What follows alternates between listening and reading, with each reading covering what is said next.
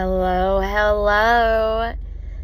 Hi, everybody. I hope y'all are having a wonderful day. Welcome back to Becoming Her. My apologies for, missing an upload this week. That's on me. Life gets crazy, and I know that y'all understand. I'm coming to you from the car on my way to work. It's good to be back with you guys. If you haven't met me yet, my name is Alison. I serve on the board of a National Women's Leadership Conference and at one of the top 5 charities in the world. And I'd love to talk with you about finances, wellness, health, fitness, faith, and becoming. So join me in becoming her. And today, I'd like to talk about perseverance. So go ahead, take a moment, send this to your mom, your sister, a friend, a family member, anybody that you think needs to hear something about perseverance right now. Because I know I certainly do. Well, I am a big proponent of things going wrong, you handling it, and moving on, because I genuinely think it makes you better at it, right? Practice makes perfect, or practice makes progress. And using my life as an example, I do think all the times that, a situation has not gone the way I wanted, or I've gotten my heart broken, or I didn't get the job or the position, it just makes you better at taking that news, digesting it, and moving on. So I'm going to take you guys through a few examples. When I was in middle school, I really kind of knew that it wasn't the right place based upon the fact that they wouldn't let me speak in chapel just because I was a girl, and saying that I just wanted to hold the microphone. And I knew that wasn't me at all. And clearly that wouldn't be a place where I would be expected to excel and grow, because they wouldn't even let me have a chance. So my parents and I looked at different schools, found my high school. And then when the kids heard that I was leaving, my peers, my friends, they decided that I was leaving because I was a lesbian. And of course, that was not true. That was not why I was leaving. I mean, like I just told y'all. And I think some people in that situation, and remember, I was in middle school, so go back to your middle school self, may have stayed out of fear. And here's why I say that. You know how uncomfortable it is to decide, especially in the South where everybody talks, that you don't want to continue there for high school because it doesn't suit you? And everybody else is going to, of course, have their own opinions on that, which are probably not going to be positive. And then they're going to go so far as to say it's because you're a lesbian. Some people out of fear, that might have reined them in, but for me that felt more like, yeah, that sucks, and yeah, that's mean, but just another confirmation that this is not where I want to be. And I do think sometimes that God blows up a situation or takes it away from you because you wouldn't take it away from yourself. And I don't know if that was necessarily one of those, because I was already leaving. I had decided, and my parents had agreed, that this was not the right place for me. But that definitely felt like a confirmation. And then in high school, I was going to an all-girls Catholic school, which was great. But, if you've ever been around a ton of girls before, talk about girl drama. Hello. another one of those things where you just gotta decide, like, yes, girls are gonna talk behind your back, all this stuff, but it really just does build perseverance and character. And I am so glad that I ended up going to that high school, because it was such a better place for me to grow. Since it was all girls, they expected that, you know, we would lead and that we would, you know, fill all the needs of the school as women. So was it perfect by any means? No. No place is perfect, but it was much better suited for me than my middle school was. And so let's talk about heartbreaks too. I can confidently say that I have only been romantically really heartbroken once in my life. And this is one of those situations where I am pretty confident that God blew it up because he knew that I wasn't going to take it away from myself. In the sense that there were definitely times that, yeah, obviously in hindsight, where I should have just called it quits. But, you know, whether it's a friend or a family member, you know, when you really let them into your heart and you get vulnerable with them because you trust them and you just think this isn't the type of person that would say something and hurt me.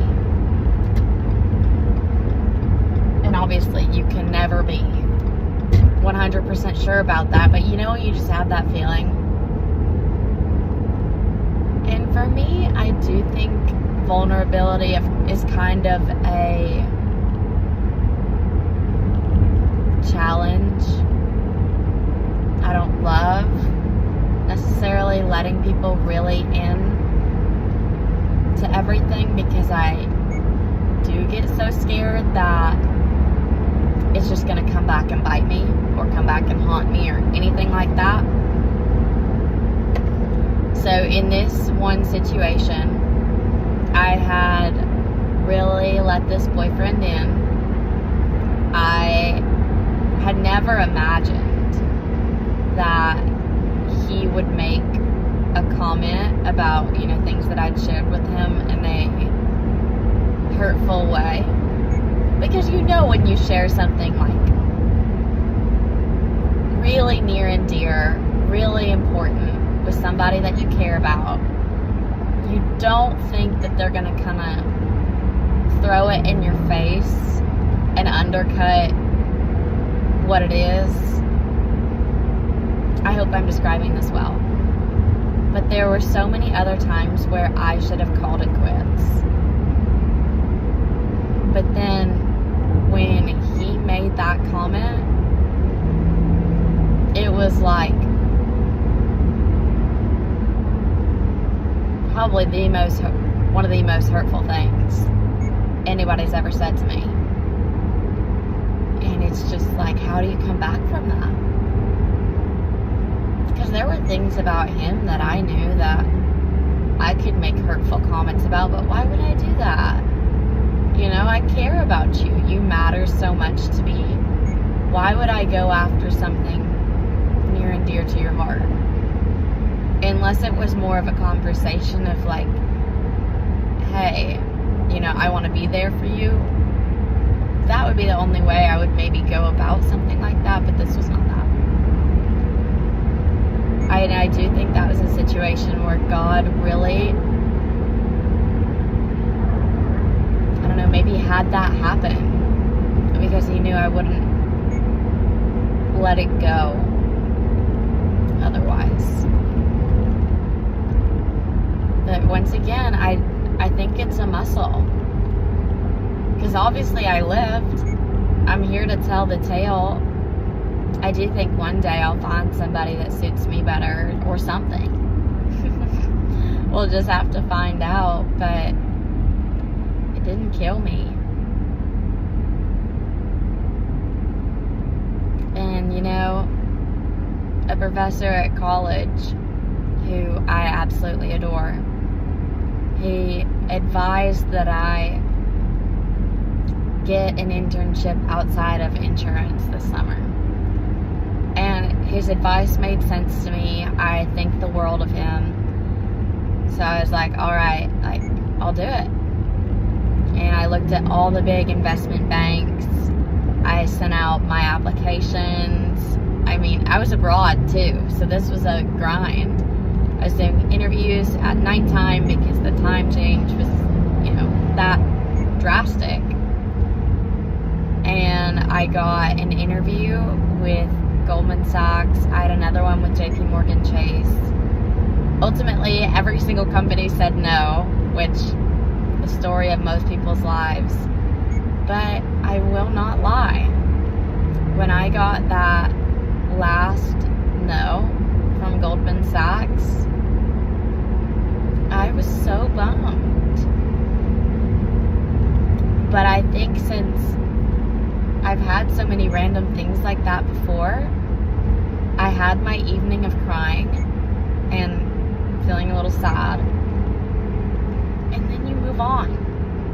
You send out more applications because you've got to keep doing stuff until it sticks. Of course it hurts. Of course it's like a bruise to the ego. But you have to persevere. If you let every time you hear a no or somebody breaks your heart end your world, you're really not doing what God calls us to do. And I'm just thinking of the parable of the talents. The people that were rewarded were the ones that did something with it and made more. Not just bury it in the ground. And that's what God calls us to do, to make something of ourselves and what He's given us and give the glory back to Him. So it's not just a perseverance thing. I really do think it's a fulfilling your potential and what you're made for thing. Let me think. There's another example. Near the beginning of college, and I'm across the country. I'm in California and my family's in Arkansas. My grandpa's health starts really declining and he passes away. And of course that really, really hurts, and you feel guilty that you're not there. There's hardly a positive way to feel about that. But luckily we had a 4-day weekend coming up, and I was going to get to go home and be with my family. And I had told some friends what was going on. They were actually already going to the airport that day. And I thought I could lean on them and that they would drive me. And they told me that they wouldn't, and that I wouldn't do it for them. I was like, what? Of course I would do that for you. And I found a ride to the airport another way after that, even though that sucked, that hurt. But you move on. I get home, I see my family, and it seems like nobody really wanted to talk about the fact that my grandpa had just passed away. And I get it. I'm not, they've been spending a lot of time in the hospital and having to talk about that. I figured they just wanted to talk about something a little more positive. You know, that's what it seemed like to me. So I was telling them about what I was learning in school and how work is going and the women's leadership stuff, just really filling them in. And before my grandpa had passed, he and my grandma had told me that they wanted me to have his truck, which meant a lot to me. I was so excited, and once he couldn't drive anymore, we actually kept it at my house. That way he wouldn't, grab the keys and, drive when he's not supposed to. So my dad and I would work on it, and we worked on it so much. And, if there was something we couldn't do, that's when we finally took it to the shop. But golly, I would manage those shop workers. I was like, is it done? When is it going to be done? What's going on? Because they weren't telling me anything. I was like, no. You got to tell me what's going on. We're not paying for any willy-nilly tomfoolery. Okay, what's going on? And why is it taking you so long? And why do you have no answers for me? I wasn't playing. I really, really took such great care of it. It made me so happy. And a family member of mine had decided to tell mean things to Grandma that of course weren't true about me, to the point where she had gotten Grandma to say that she didn't want me to have the truck anymore. And of course that sucked. And y'all, I'm such a crier. So I cried. That's one thing I don't think I'll be able to ever knock. Like, I can persevere. But golly, sometimes I gotta cry. Because I don't know what else to do. And I actually saw some science thing saying that when you cry, you're letting your body release the emotions. So sometimes holding back the crying is keeping the emotions in. And so you're holding on to them for longer, versus sometimes you just need to cry, let it go, and move on. So y'all try that and let me know if it helps. If you're not a crier and you feel like you hold it in, just let me know if that helps you.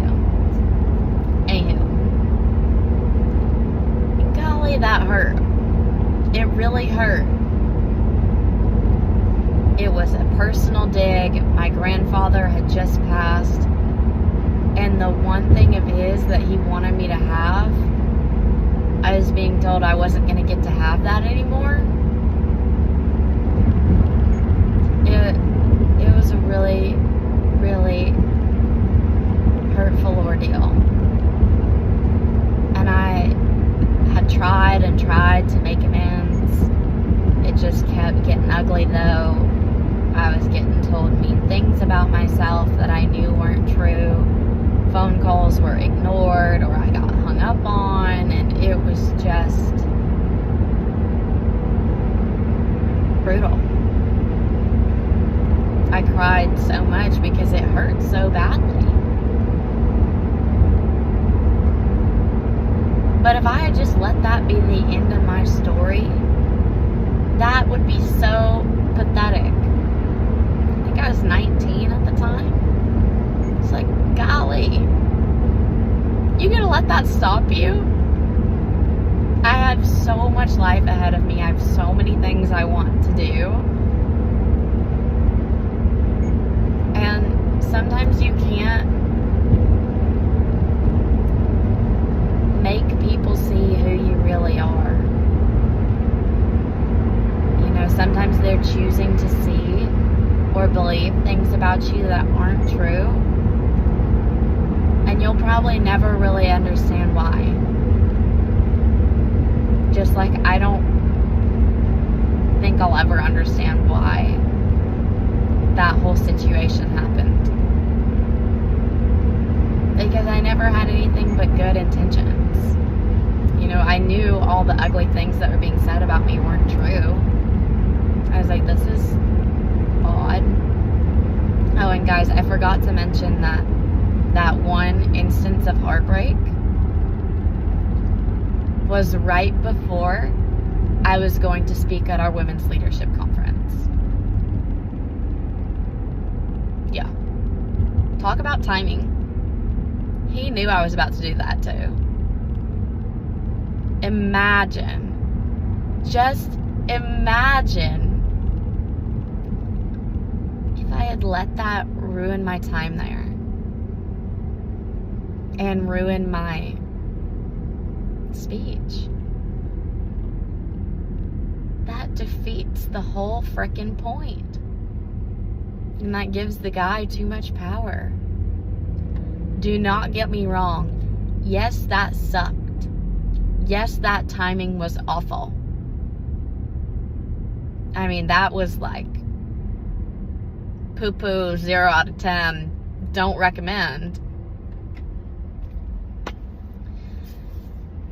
But you can't control other people. And sometimes things just need to blow up for you to be able to move on. And that may not necessarily be true, but it kind of has proven true in my life.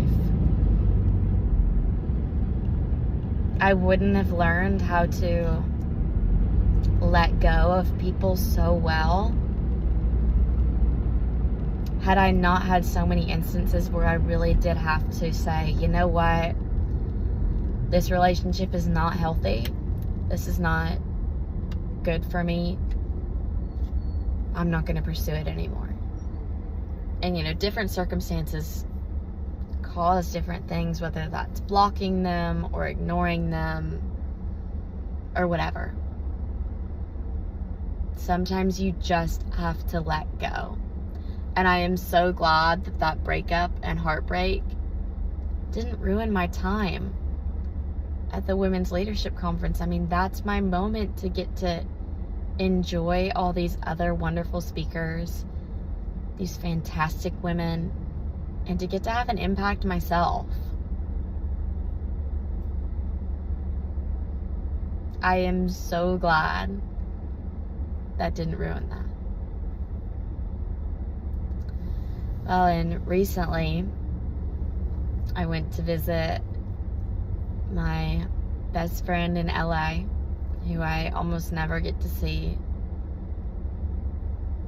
And I don't want to speak anything negative, you know, on anybody, but it was just another one of those instances where I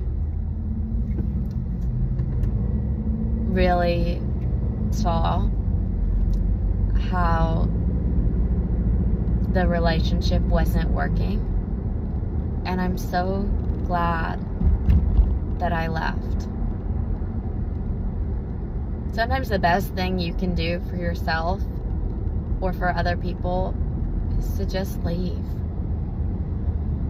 Remove yourself from that situation or relationship or friendship.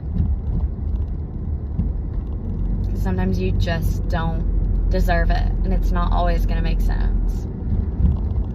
So of course I was upset about it. I would have never expected something like what happened to have happened, because I wouldn't do that to them. And it's one of those things where I'm not just saying that. I am confident that I would have never done that because I cared about them so much.